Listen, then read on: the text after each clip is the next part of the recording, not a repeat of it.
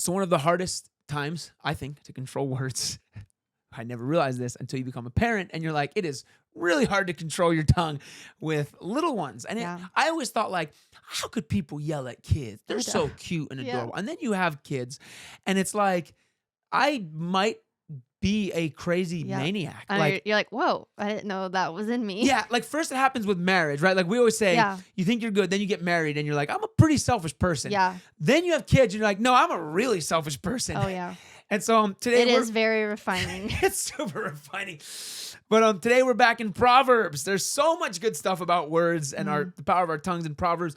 But Proverbs 15:1, it says, a gentle answer deflects anger, but harsh words make tempers flare. And I'm going to stop right there because I know you wanted to talk about that. The next verse is also great, but we'll start with that. A gentle answer deflects anger, but a harsh word makes tempers flare.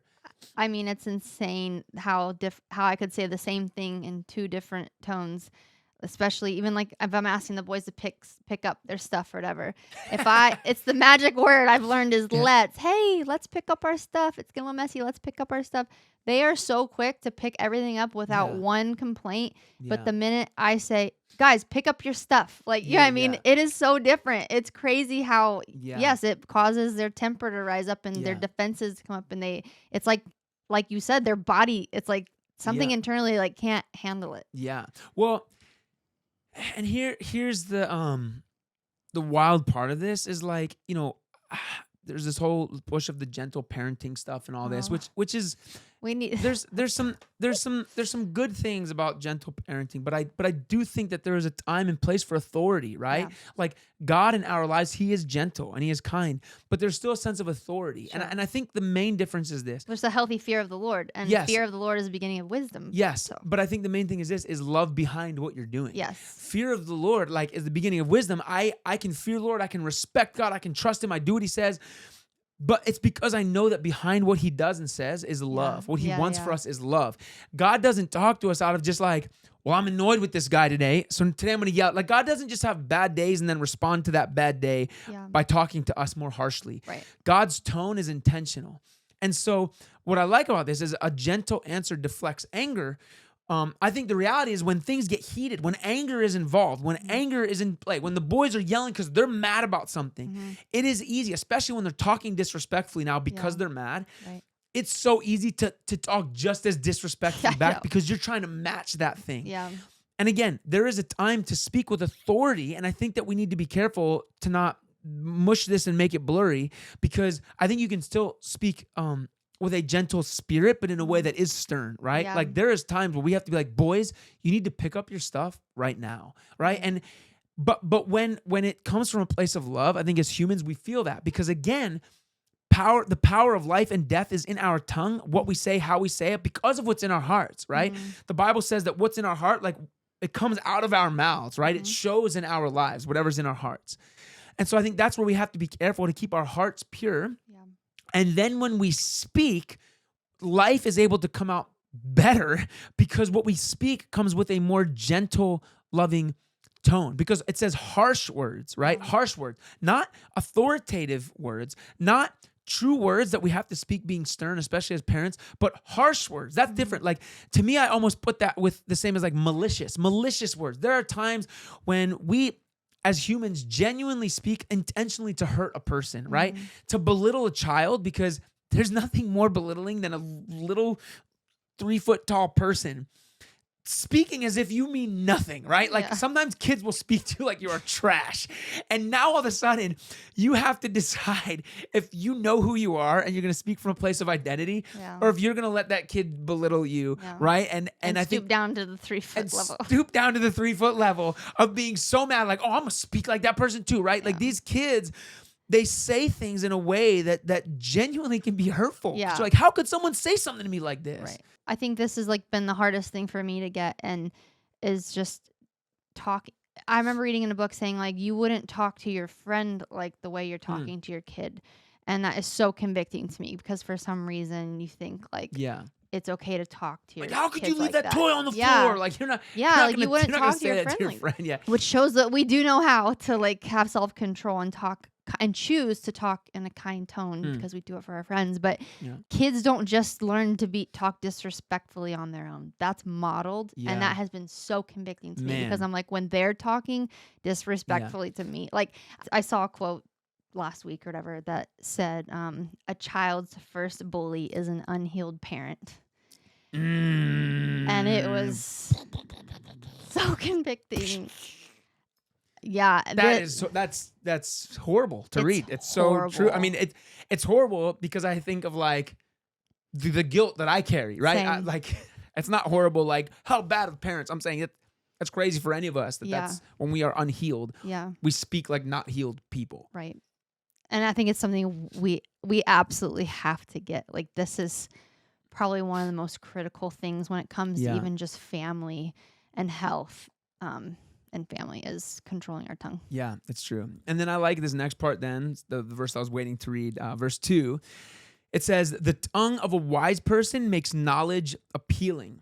And I think that like what's cool about this is like our words are actually able to make good things sound bad, right? Like even as we talk about a gentle answer and harsh words, right? It stirs up anger because it's like, again, we might be saying right things, we might be saying correct things, but if they're not said in love, then it's actually destructive. So Yeah. it's crazy to think that like we can actually take things that might be hard to hear, right? We can take even the knowledge of the Bible, the knowledge of who God is, how good God is, and it says the tongue of a wise makes knowledge appealing. So I think of like the truths of the Bible, right? The things that we should know, not just about controlling our tongue, but about greed and about generosity and about faith and about living selflessly and about the things we do with our bodies, the things we do with our money. Yeah. But how cool that we can literally pray for wisdom and ask God to give us the ability to take these things and make it actually appealing, right?